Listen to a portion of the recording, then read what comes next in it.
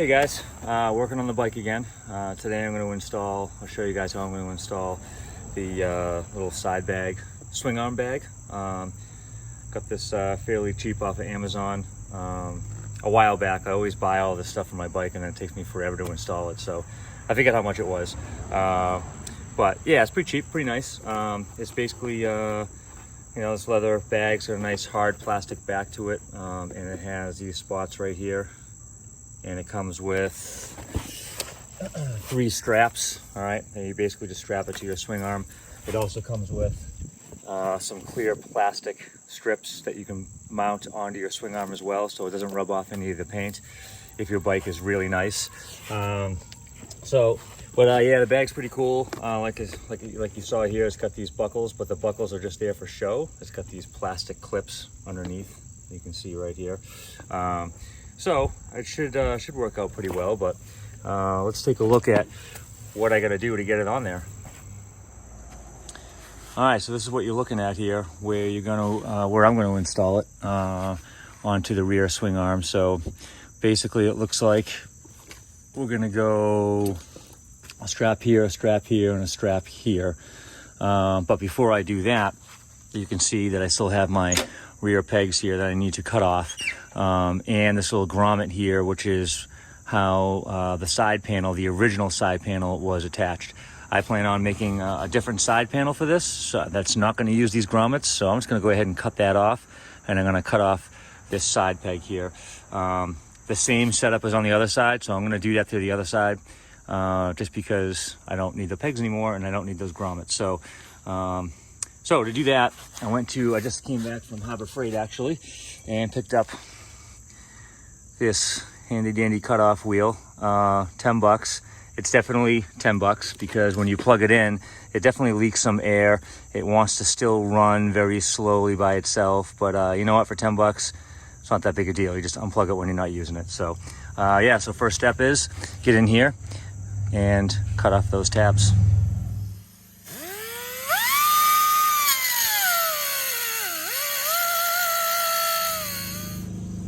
Okay, so I'm almost all the way through, as you can see right here, but this is hollow, but it's got a backer on the inside here that I need to get through, and it's really hard for my cut wheel to get to the back side of this because I'm hitting the peg.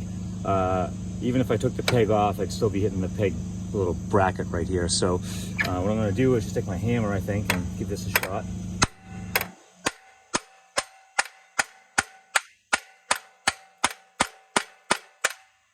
Open it up a little bit. Oh yeah, I can definitely.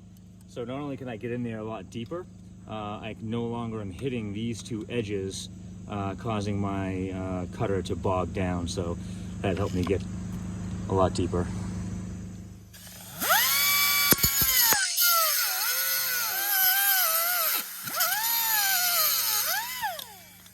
Nice.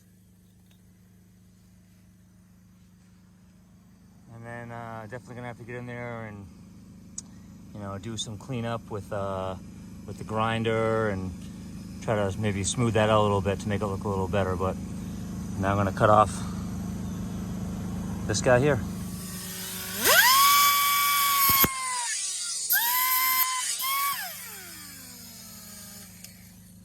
Cool.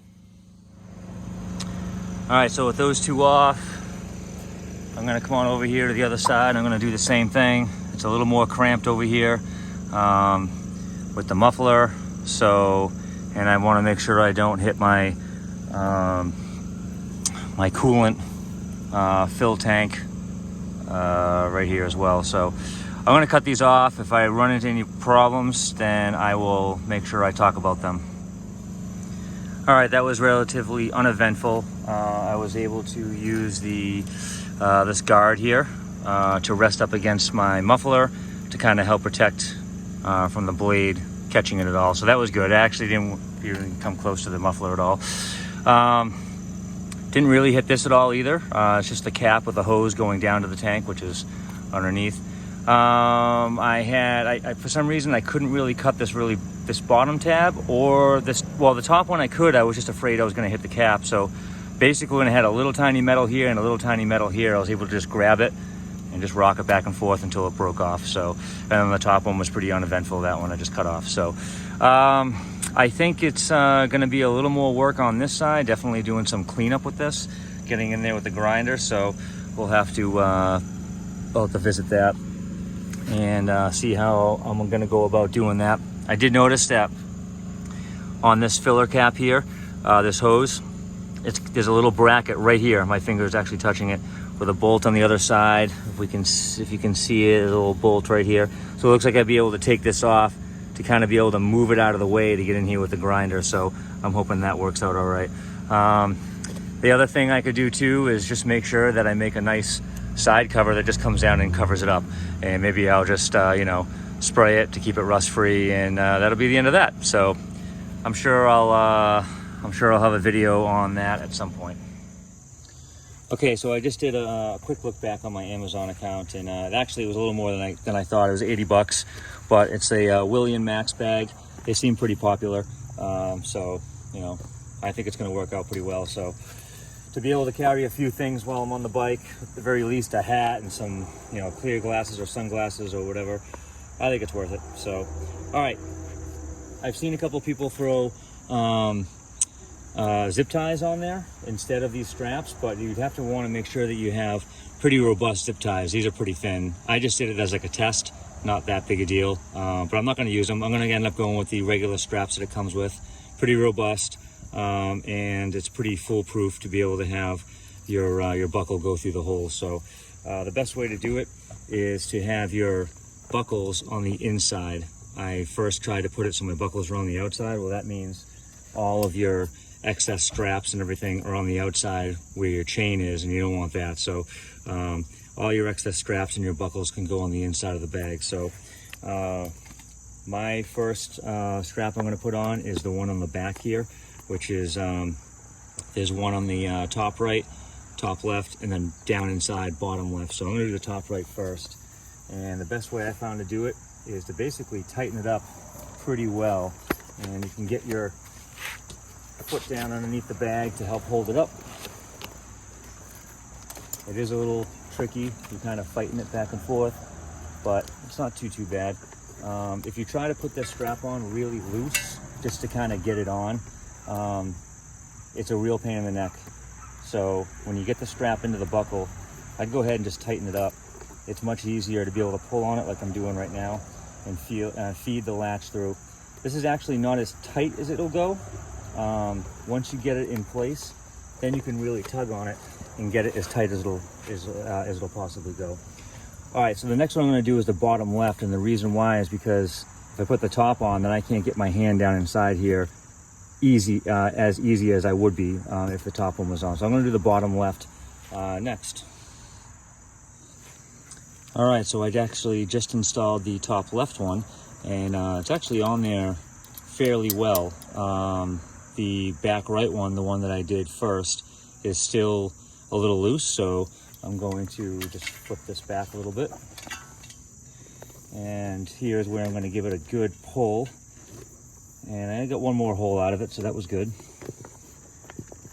Flip your extra material down inside. And so here's what it looks like inside. Yeah, you got your extra straps in there. I mean, it's not like this bag is massive to begin with, so these straps don't take up a ton of space, but you could, if you have it on here and you think you can take it on and off and you can lose a couple of extra inches of this strap, that's up to you. I think I'm just going to leave them on for now. You can just kind of fold them in there out of the way. They don't really take up a lot of room. So anyway, yeah, it's on there pretty well. Let's close it up. Sit this back down. It's got a little snap over the top here. I suppose I can take this off. And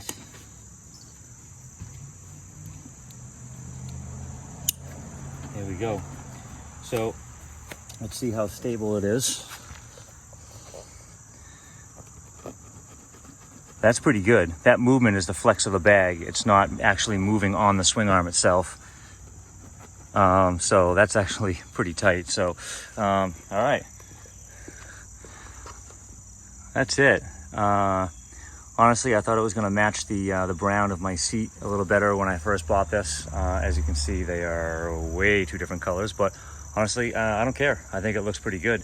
I definitely think it makes the bike look that much better for sure. It also helps clean it up a little bit, hides the swing arm, hides the wire from my brake light, hides the chain a little bit, almost offers a little bit of protection from the chain. But the only thing I didn't do, and I'm not really I don't really care about it at this point because I don't feel like taking the bag off. Yes, I'm that lazy. Is if you have a much nicer bike than mine, it probably looks pretty good in the video, but trust me, I call it the 20-yard bike for a reason because it looks good from 20 yards.